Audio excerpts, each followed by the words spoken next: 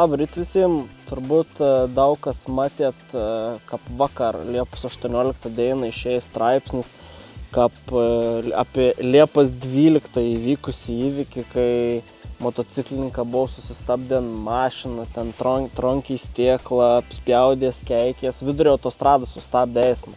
Ir visą mediją ton perteikė, kaip banditizmą tokį ir panašiai. Aš tikrai pats nekomentau, su kas teisės, kas ne, nes mes matėm tik vieną posėdį. Tai reiškia, matėm tik to žmogaus vaizdą, nematėm, kas buvo iki to. Tai komentuoti, kas kalts, kas ne, sudėtinga.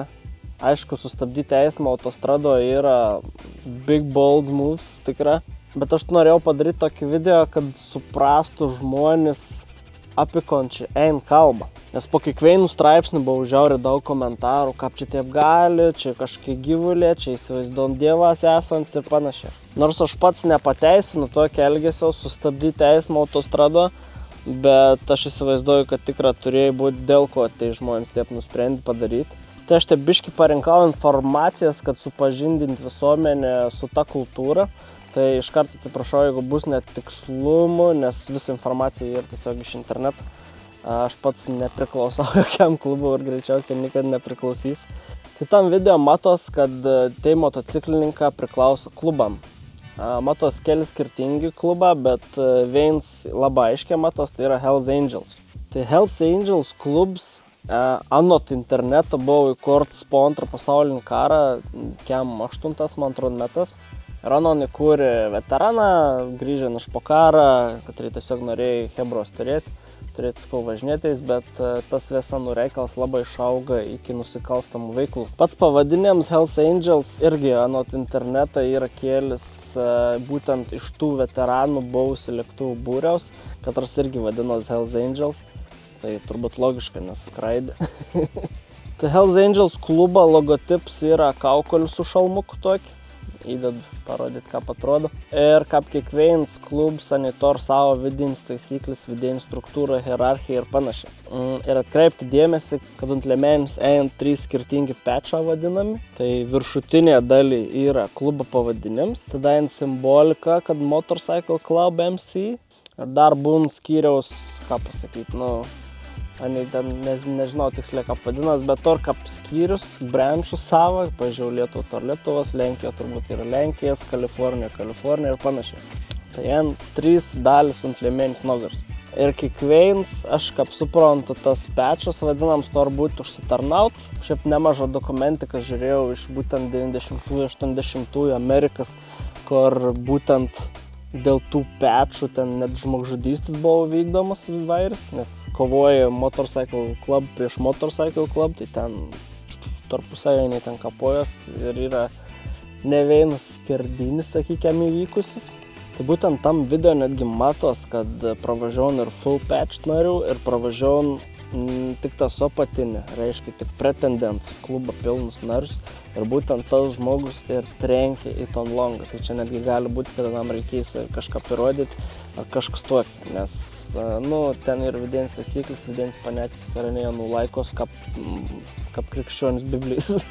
Tai maždaug iki 70-ųjų metų klubs pagrindė veikti tik Amerikoje, bet po 2000-ųjų išplėta po visą Europą, tuo tarpu ir Lietuvą, ir neklystų yra virš 5 šalių, kur klubs turi savo branch sectors, nežinau ką pasakyti. Nors aišku, pats klubs nesako, kad yra kažkokie nusikaltėliai, bet daugelį šalių asocijuojam su nusikalstama veikla, su reketas, su narkotikas, su ginklų prekyba, neseniai kažkur tai pinigų turi. Tai, žinai, aišku, nesakau, kad Lietuva klubs to užsijam. Čia tiesiog tokia yra istorija. Netgi radau tokią informaciją, kad Vokietijoje, Olandijoje ir Suomijoje to klubo veikla netgi yra uždrausta arba ribojama, nes yra antiek siejama su nusikalstamumu. Tai aš dabar paklausiau netgi ChatGPT, kokie yra top 5 pavojingiausi klubą pasaulyje. Tai Hells Angels būtent pirmo vietoje yra. Tai ir netgi nupiešim ant žemėlapį, kur koks klubs labiausiai įsigalėjęs, tai pasidalinsiu. TikTokus, Instagramus, dabar labai daug yra mimų ir visokių šiaip prikolų, kur kaip ir dergas žmonės iš anų už tos vis savo panetys ir panašiai. Bet va dabar įvykis Kriškalnį parodė, kad yra žmonių, kad turim sustabdyti eismą, autostrado yra ne problema. Tai ko tas reiškia? O reiškia tom, kad nors mes gyvenam jau 21 amžiuje, 2025 metas, kažkas vis dar gali 90-ųjų planetkiam gyventi ir kas to apsaugos, nemanau, kad kažkas apsaugos. Nes tos taisyklės, katros galio tau ir muniai, anim galbūt negalio.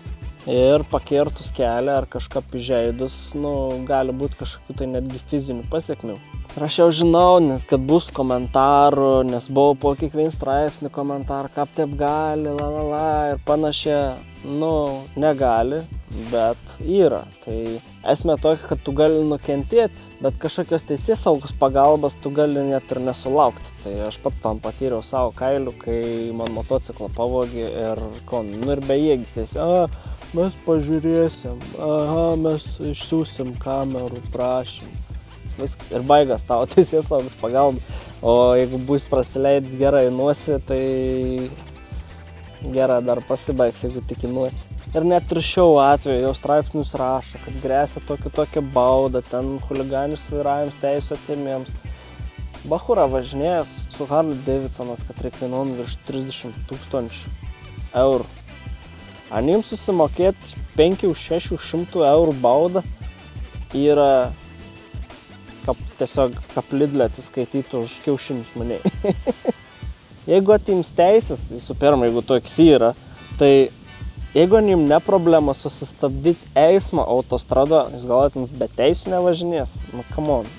Čia toks naivoms biškėlį. Dar ne faktas, kad neturės kam tos baudos užrašyti, nes vis tiek sušalmas esi, veidą nesimato, įrodyk, kad ten aš sėdėjau. Ta prasme, čia spragų teisėsaugo yra teikot ir reikėtų būti biškį atsargesným, aš manyčiau. Šiaip labai rekomenduoju, yra labai daug YouTube dokumentinių, užtenka rašyti Hells Angels į YouTube searchą. Ir yra žiauriai daug visokių video, tiek iš tų netgi kur buvo infiltravę kažkai agentą arba buvę narė. Tai yra žiauriai daug informacijos, žiauriai daug tos tokios, sakykime, istorijas apie Tonvėsų kultūrą. Ir kai supranti, kokius dalykus tam tikri žmonės darė vardant klubo taisyklių, tada kažkaip nebesistebi, kad gali susistabdyti eismą autostradoje, trenkti tau stėklą, apšerti šūdas. Ir dar, sakyčiau, gera baigas. Kiek yra vidosiukų iš Amerikos, kur ten aplenki kažkokį ten anų lyderį, ten ginklų išsitraukti, labas slidus reikalas. Galim tikėti teisybę, kiek norim, bet užtenka kelių, kad netik ir tu turi tokį chaosą. Ir kas už tai bus? Greičiausiai nieko. Tai ačiū, kas pažiūrėt iki galo, tikiu sužinojot kažko naujo. Nepagailėkit paspausti laiką, nepagailėkit paspausti subscribe, kanalas visai nebloga auga. Ir pažiūrėkit senesnius video, kas dar nematėt, ypač Italijos kelionė su 125 kub motociklu. Gerą. Ate.